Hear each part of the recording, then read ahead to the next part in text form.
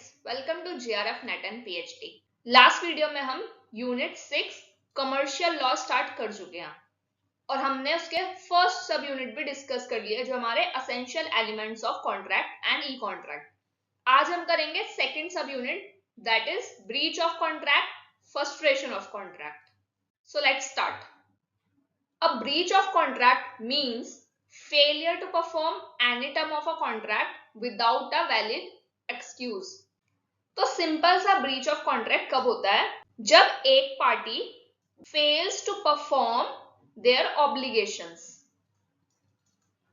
और यहाँ पे हमारा वैलिड कॉन्ट्रैक्ट हुआ है ए और बी में, उसमें से एक पार्टी की मिस्टेक है, एक पार्टी जो है वो फेल हो गई है to perform the obligations of the contract. और देखो यहाँ लिखा है without a valid excuse. For example, एक पर्सन है ए और एक है बी, दोनों के बीच में कॉन्ट्रैक्ट हुआ है। तो यहाँ पे ए को डिलीवर करने थे 100 बैग्स टू बी, लेकिन ए ने क्या किया, सिर्फ 50 बैग से डिलीवर करे और बोल दिया कि अब तो मैं आगे डिलीवर ही नहीं कर पाऊंगा, रिफ्यूज कर दिया उसने अब डिलीवरी करने से। तो यहाँ पे बी क्या कर सकता है, बी ए को सू कर सकता है for the breach of contract और यहाँ पे उसके बाद वो डैमेजेस क्लेम कर सकता है। तो यहाँ पे हमारा इंपॉर्टेंट सेक्शन आता है section 37, obligations of party to contract। The parties to a contract must either perform or offer to perform their respective promises, जो उन्होंने कॉन्ट्रैक्ट में promises किए हैं, unless such performance is dispensed with or excused under the provisions of this act or of any other law। अब इसके हमारे दो types होते हैं। फर्स्ट होता है हमारा एक्चुअल ब्रीच। एक्चुअल ब्रीच कब होता है? When a party refuses fails to perform the contract on the due date. मतलब जैसे मान लो ए बी के बीच में कॉन्ट्रैक्ट था टू डिलीवर बैग्स बाय 22 सितंबर, ठीक है, तो बी ने इसी दिन मना कर दिया कि मैं तो नहीं कर पाऊंगा, इसी दिन इसने बोला, रिफ्यूज कर दिया फॉर द डिलीवरी। तो यहाँ पे क्या हो गया, रिफ्यूज और fails to performance contract on the due date, उसी दिन मना कर दिया, तो ये हो गया हमारा एक्चुअल ब्रीच। सेकंड आता है हमारा anticipatory breach, when a party shows unwillingness to perform event before the due date. मतलब इवेंट क्या था, देखो दोनों के बीच में अग्रीड डेट क्या थी हमारी 22 सितंबर, लेकिन उससे पहले बिफोर द ड्यू डेट ए ने मना कर दिया कि मैं परफॉर्म नहीं कर पाऊंगा। तो यहाँ पे हमारी क्या हो गई, anticipatory breach. Actual breach on the date agreed, जिस दिन हमारा कॉन्ट्रैक्ट हमें परफॉर्म करना था, फॉर एग्जांपल 22 सितंबर, और एंटीसिपेटरी ब्रीच ड्यू डेट से पहले ही। अब ब्रीच तो हो गया, लेकिन ब्रीच के बाद आगे का क्या रिजल्ट है? तो आगे क्या हमारा रिजल्ट बताता है chapter 6 of the Indian contract act, जो हमें प्रोवाइड कराता है रेमेडीज। तो यहाँ पे हमारे तीन सेक्शन इंपॉर्टेंट हो जाते हैं, 73, 74 एंड 75। 73 बात करता है कंपनसेशन फॉर लॉस और damage caused by breach. When a contract has been broken, the party who suffers by such breach is entitled to receive from the party who has broken the contract compensation for any loss or damage caused to him thereby।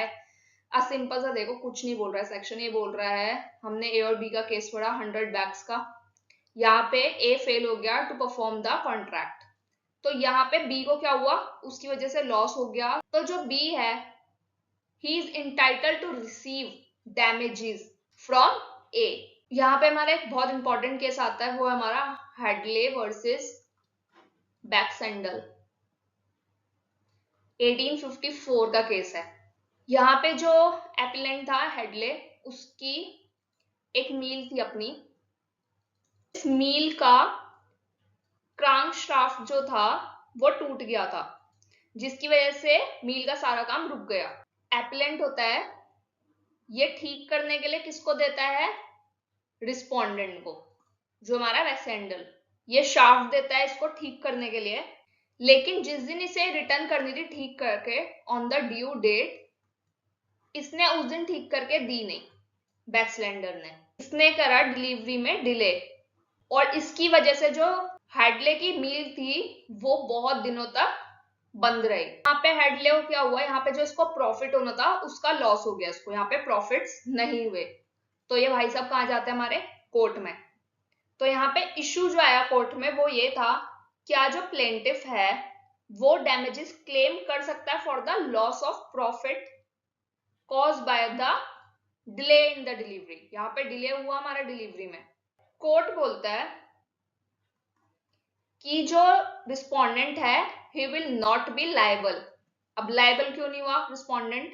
क्योंकि यहाँ respondent को पता ही नहीं था कि इसके अगर delay होगा तो उसकी वजह से उसकी मील स्टॉप हो जाएगी, उसकी मील में कोई काम ही नहीं होगा। ये बात प्लेंटिफ ने रिस्पोंडेंट को बताई ही नहीं। उसने ये भी नहीं बताया कि इसकी वजह से मेरे को बहुत ज्यादा लॉस ऑफ प्रॉफिट हो सकता है।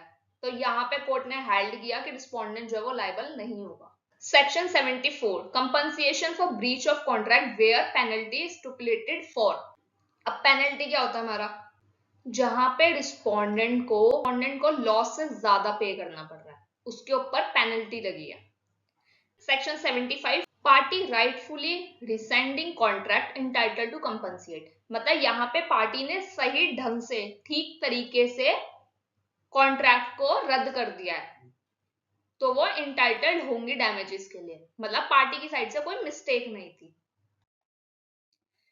फिर हमारे आते हैं कि अगर अब ब्रीच हो गया है तो उसकी क्या क्या हमारे पास रेमेडीज है। रेमेडीज हमारी डैमेजेस, जो होती है हमारी compensation, specific performance, court orders actual performance. तो यहाँ पे पार्टी ने बोला कि मेरे को तो कोई पैसा वैसा नहीं चाहिए, मेरे को कोई कंपनसेशन नहीं चाहिए, आई वांट एक्चुअल परफॉर्मेंस, मेरे को तो परफॉर्मेंस ही चाहिए मेरे कॉन्ट्रैक्ट की। तो ये होता है हमारा specific performance. Then we have injunction, stay order होता है। तो ये हमारा किसमें गिवन है? एसआरए में। एक ऐसा एक्ट कर रहा है एक इंसान जिसकी वजह से आपका लीगल राइट डैमेज हो रहा है, तो आप कोर्ट जाकर इंजंक्शन ले सकते हो कि वो अपने इस एक्ट को करना बंद कर दे। रेसेशन मतलब cancel of contract. Quantum married होता है हमारा payment for work already done, जितना काम हुआ उतने की पेमेंट। फिर हमारा आता है नेक्स्ट कौन सा है? Frustration of contract. तो देखो ब्रीच ऑफ कॉन्ट्रैक्ट में क्या था हमारा? एक पार्टी की वजह से, एक पार्टी की गलती की वजह से कॉन्ट्रैक्ट फुलफिल नहीं हो पाया। लेकिन फ्रस्ट्रेशन क्या होता है? when performance become impossible or unlawful after the contract is made without fault of either party। जो कॉन्ट्रैक्ट की परफॉर्मेंस ही इम्पॉसिबल बन गई है, अनलॉफुल हो गई है, कॉन्ट्रैक्ट बनने के बाद यहाँ पे किसी भी पार्टी का कोई फॉल्ट नहीं है, या तो सब्जेक्ट मैटर ही नहीं बचा है या main purpose of a contract ही नहीं बचा है, तो फिर परफॉर्मेंस होगी कैसे? तो यहाँ पे हमारा आता है सेक्शन नंबर 56 और ये बोलता है agreement to do an impossible act is void, contract becomes void when an act becomes impossible to perform। यहाँ पे कॉन्ट्रैक्ट हमारा क्या आ जाता है? void। तो ये क्वेश्चन आ सकता है कि 56 के अंदर कॉन्ट्रैक्ट क्या होता है, तो याद रखना void हो जाता है जब इम्पॉसिबल है परफॉर्मेंस करनी। और यहाँ पे ये इंपॉर्टेंट है कि यहाँ पे party should not be self induced, party का फॉल्ट नहीं होना चाहिए यहाँ पे।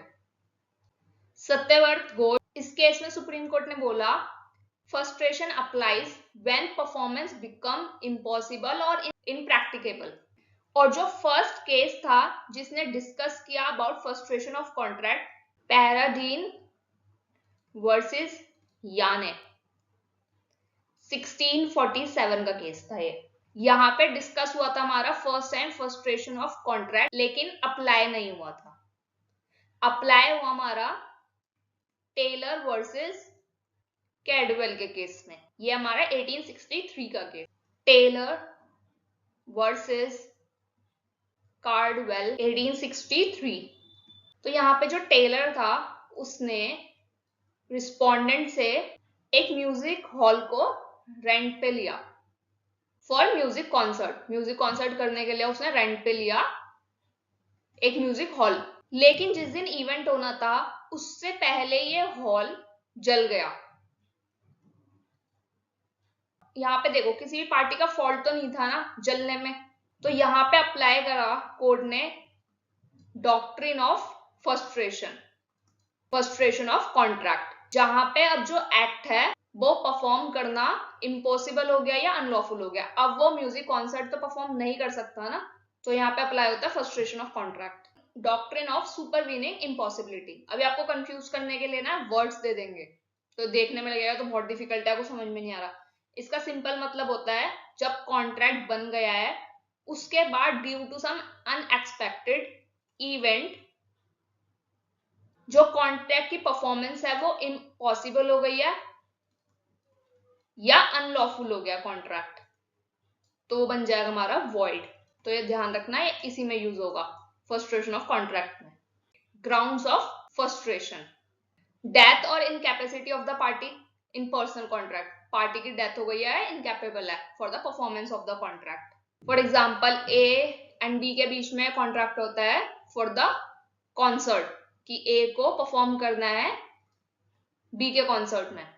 अब ए जो है वो बीमार हो गई पहले, तो यहाँ पे बी क्लेम नहीं कर सकता फॉर द डैमेजेस, क्योंकि यहाँ पे she become incapable to perform a contract, incapacity of the party.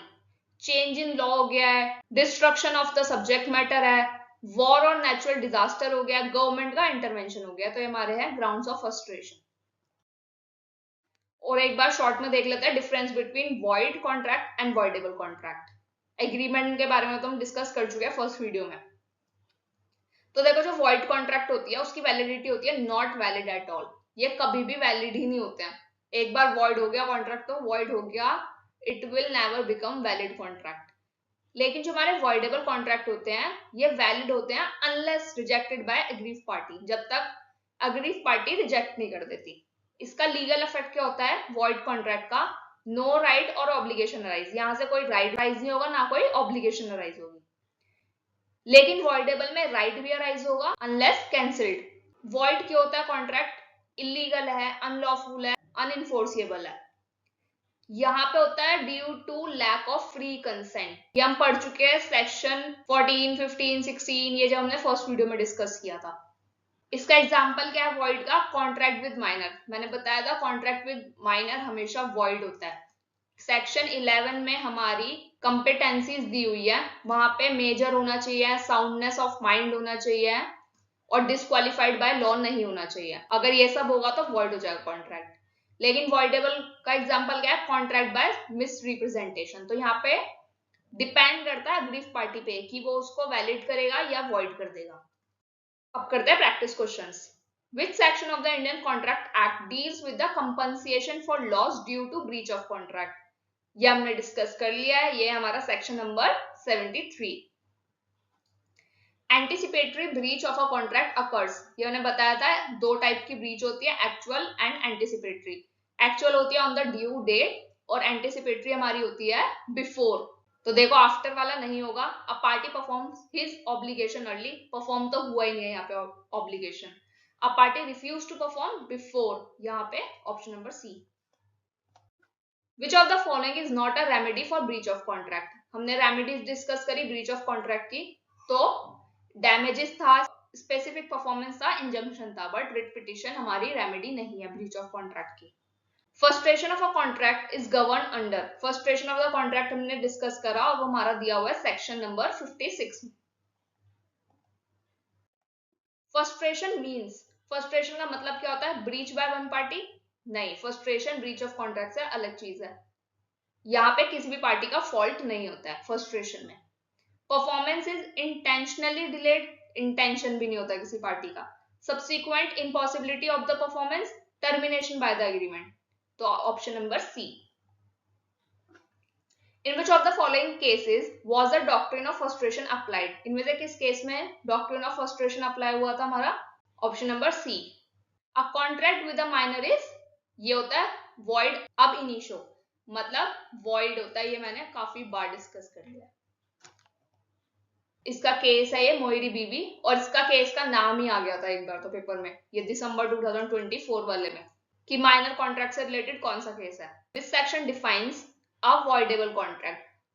हमने सेक्शन 2 को याद करने के लिए प्रीवियस वीडियो में ट्रिक करी थी, तो अगर किसी को ट्रिक देखनी है तो देख लेना प्लेलिस्ट में जाके, इंडियन कॉन्ट्रैक्ट एक्ट की पार्ट 1, सेक्शन नंबर 2I।